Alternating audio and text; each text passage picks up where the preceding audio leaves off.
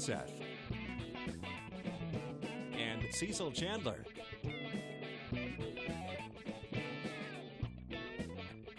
If it's happening in the area, then it's on Carolina and Company Live.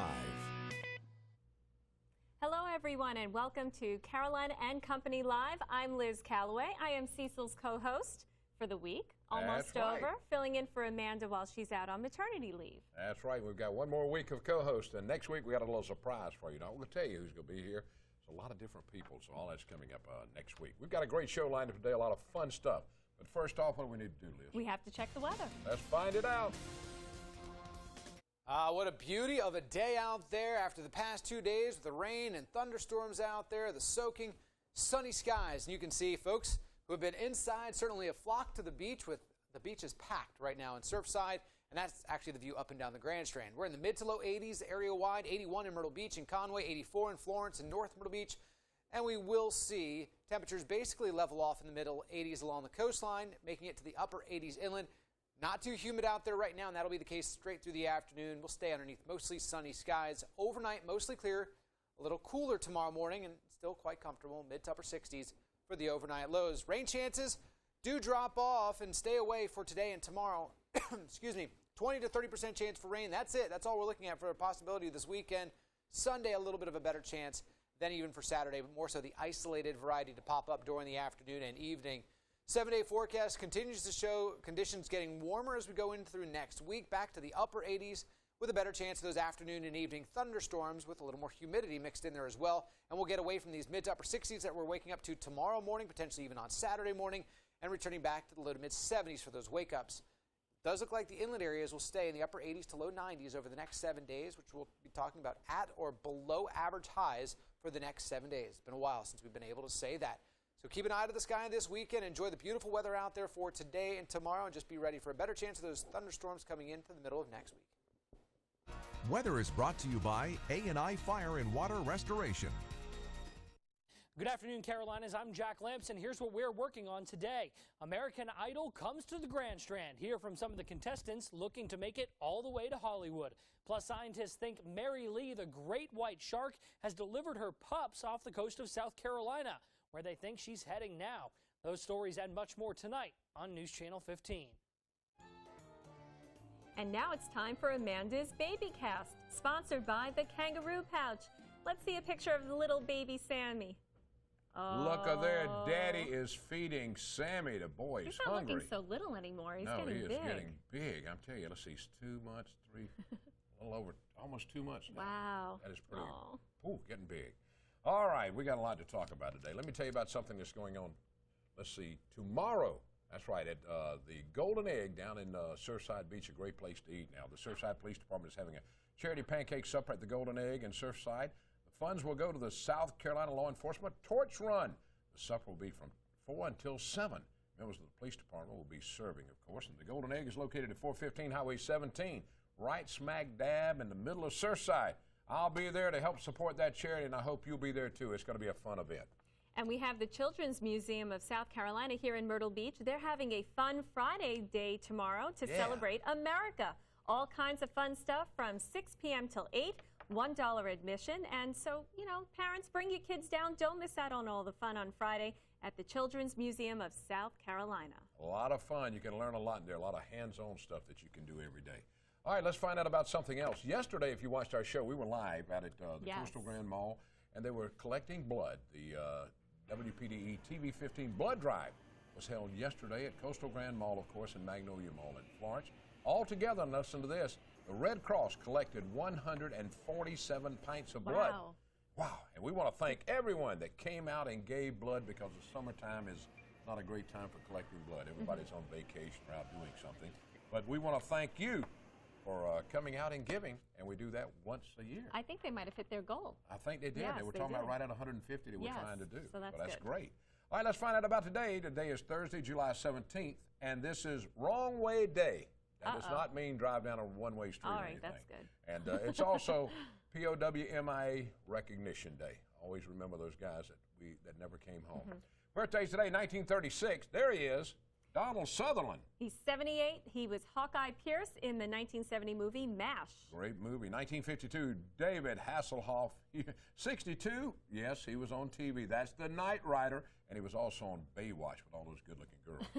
And in 1976, Luke Bryan was born. He's 38 today, and he has some good songs, Rain is a Good Thing, and I Don't Want This Night to End, and Drunk on You. Drunk on You. How about that? Today in history, it was 1954. The construction begins on Disneyland in California. Been there. Great place. 1972, the first 2 women began training as FBI agents. All right, let's find out about Know-It-All today. Ready? Okay. All right. What is the longest time someone has held their breath underwater? I'm good for about 45 seconds. I say 10 minutes. 22 minutes.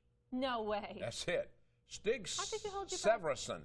And it was done at the London School of Diving in London back in 2012. How is that possible? 22 minutes. He was in a coma for 6 years. No, I'm he just wasn't. Kidding. I'm just kidding. He held his breath for 22 minutes? How do you hold your breath for 22 I don't know. minutes? Can you believe that? What do you find in the Know-It-All department? There's always something. And that's from the Know-It-All department now. We got a great show lined up today. We got some fun stuff. Yes. And coming back, Tommy's here.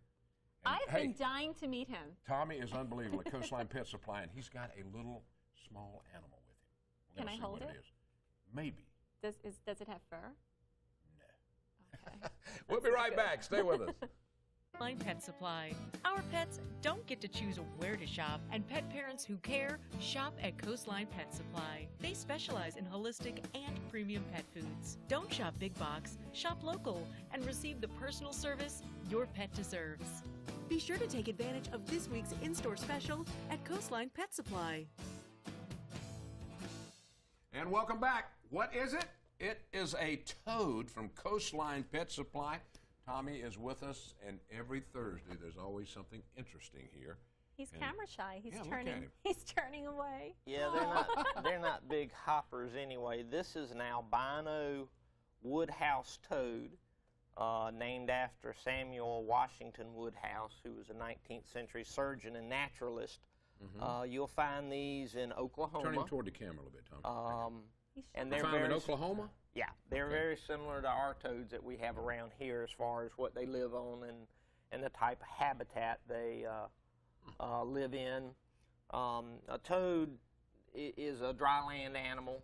You know, they need a water source, whereas a frog, like a bullfrog or whatever, you'll always find them around water. They can't survive without a water source. Now, this is a good little pet. People take these for pets. Yeah, we sell. As a matter of fact, we got a bunch of reptiles and amphibians in today. Western hognose snake, a bunch of chameleons, several toads, water dragons. Like I say, we just got a whole bunch of them. So now, what does a toad like this eat? Basically crickets. Oh, okay. Crickets and mealworms. You have Pac-Man frogs that we get in occasionally, and they will actually get, they'll get the size of a dinner plate. Wow. That's a big boy. Do they make big noises too? No. No? No. All right. But, does he ribbit at all? I doubt it. I doubt it. No? Tree frogs are very vocal, but most of the others aren't. Oh, okay. Unless it's mating season. But a Pac-Man frog, they get big, they eat mice. Wow. Normally what we feed them. Well, Tom, we always thank you for bringing us. Got a lot of deals going on real quickly. Tell us about the food. Yeah, Natural Balance for the rest of this month. All our large bags of Natural Balance are $10 off a bag, and they've been flying off the shelf. So till the end of the month, we got that. Oh, come on by and check them out. Coastline Pet Supply, a place for everything you need, from fish to cameras, fish to frogs, toads, anything. Stay with us. We'll be right back. Welcome back to Carolina and Company Live. We have a special guest here today, a grandmother from Myrtle Beach who's actually an author of a children's book. That is right. And I'm looking at the book right now. Weck it out. It's called The Baby Robin. Now, this book is well illustrated. It's got pictures in it. Beautifully illustrated. It's got a lot of cool stuff in it. And we're going to talk to Teresa about this. Now, Teresa, how did you come about writing a book like this? When my grandson Mason died of a rare kidney disease. Right.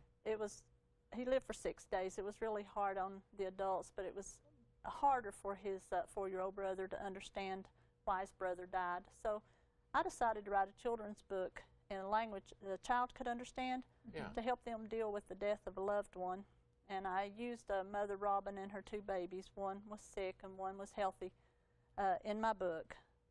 And when her sick baby dies, she explains to her baby in a way that helped him cope and understand and deal with the death of his brother. Now, it also has a religious, spiritual part to it, which is incredibly beautiful, the story. Thank you.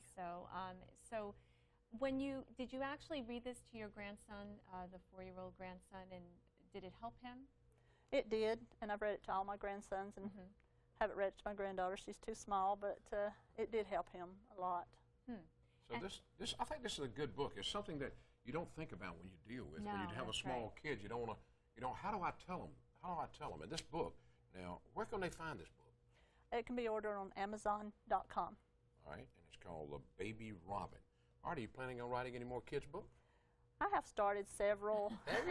I have 7 grandchildren, and I don't have a lot of time. 7 grandkids. But I'm sure you come up with a lot of different reasons why to write a book with all those grandchildren. I have a lot of ideas in my head. Any ideas right now that you're thinking about? You might can give us a little tease on it.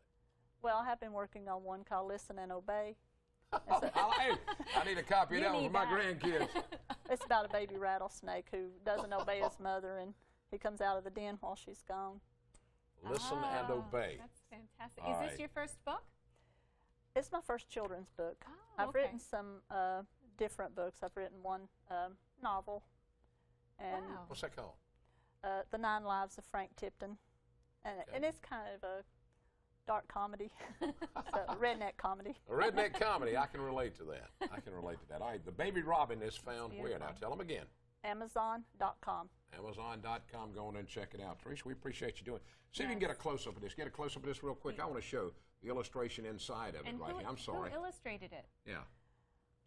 See the illustrations in it. It's very well done. Yeah. So, and it's just simple to read and understand. And thank you so much, We don't Teresa. have her name there. Oh, okay. Thank you so much. Thank you. You said you were nervous. It came out all right, didn't it? Yes, it did. Thanks so much. He's not so scary after all. So we're off now, right? All right. Tell them we'll be back in a minute. We'll be right back after this. At Surfwater Promotions. Carolina and Company Live, it's a show for the community, about the community. We focus on events going on, local businesses, things that families can do together. And when I moved here, I not only fell in love with the beach, but the people here and the community. And I feel so privileged to be a part of a show like this, where we get to help the community and go out and meet them and just have fun with them and hopefully provide a fun show and an enjoyable show for them to watch. Welcome back to Carolina and Company Live. It's now time for a picture of the day. That's right. We've got a picture of the day. The Myrtle Beach Car Club had a big show not too long ago, and at Lakewood Camping Resort. And we're presenting a check right here for $1,000 to Backpack Buddies. And it was raised during a car show. And I want to thank Claude and all for having us out there at Lakewood Camping.